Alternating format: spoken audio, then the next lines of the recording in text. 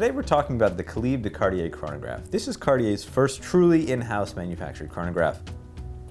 So Cartier, certainly well known for the Tank and Santos Dumont, etc., has really started to come into their own as a mainstream haute horology producer, and the Calibre line is certainly, a big part of that.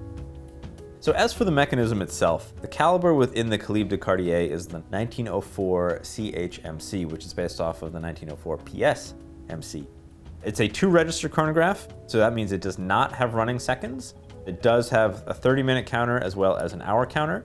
What this chronograph has is rather impressive on a technical side. It's a vertical clutch column wheel chronograph. When you reset the chronograph, it doesn't matter how hard you push the reset.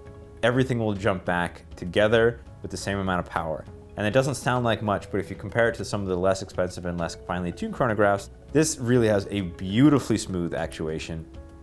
Aesthetically, it doesn't necessarily speak to me as somebody who kind of likes more vintage themed watches. This has large pushers, a large case, large Cartier insignia at 12 o'clock, oversized 12, ruby set crown.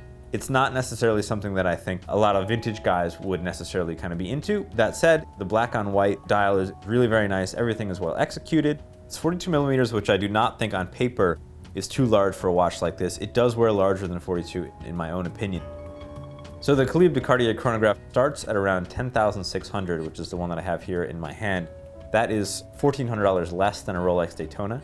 Of course, the Daytona would come on a bracelet. So relatively speaking, this watch on a bracelet would be around $11,200, so $800 less than a Rolex Daytona.